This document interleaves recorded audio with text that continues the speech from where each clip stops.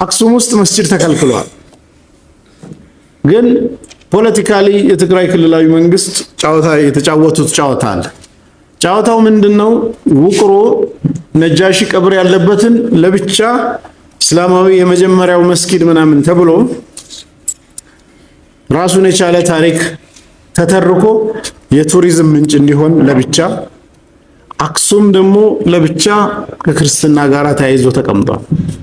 ነጃሺ እኮ ውቅሮ ላይ አይደለም አስተዳደር የነበረው። ውቅሮ የሞተበት ቦታ እንጂ የገዛበት ቦታ አይደለም። ውቅሮ የሞተበት ቦታ እንጂ የገዛበት አይደለም። የገዛበት ሰሃቦች ነፃነት ያገኙት አክሱም ከተማ ውስጥ ነው። ተሰደው ወጥተው ይህንን መብት ያገኙ ስደተኞችን ተቀበለች ኢትዮጵያ የምትባለው አክሱም ውስጥ ነው። ስለ አክሱም ቤተክርስቲያን የመጀመሪያው መረጃ ቡኻሪ ውስጥ ይመስለኛል ሐዲሱ፣ እናንተ ታውቁታላችሁ። ኡሙ ሰለማ ለነብዩ ሰለላሁ ዐለይሂ ወሰለም በአክሱም ጽዮን ማርያም ቤተክርስቲያን ውስጥ ስለ ማርያም ቤተክርስቲያን ያየችውን ስዕል የምትናገረውን ታሪክ ይዘው ነው እነ ፕሮፌሰር ስርገው ሀብለ ስላሴ ምን ይላሉ? በወቅቱ የአክሱም ጽዮን ማርያም ምን እንደምትመስል የመጀመሪያው መረጃ ብለው ይወስዱታል። በዚህን ጊዜ ኡሙ ሰለማ አክሱም ገብታ ቤተክርስቲያኑን አይታ የተናገረችውን ሐዲስ ወስደው ያኔ እንኳን ምን ይመስል ነበር ብሎ ደሊል ያደርጋል።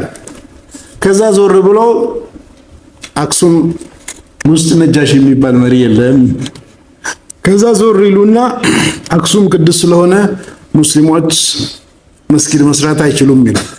እኛም ተባብረናቸው ውቅሮ ነጃሺ የሞተበትን ቦታ የመጀመሪያው መስጊድ ብለን አብረን እያወራን ነው።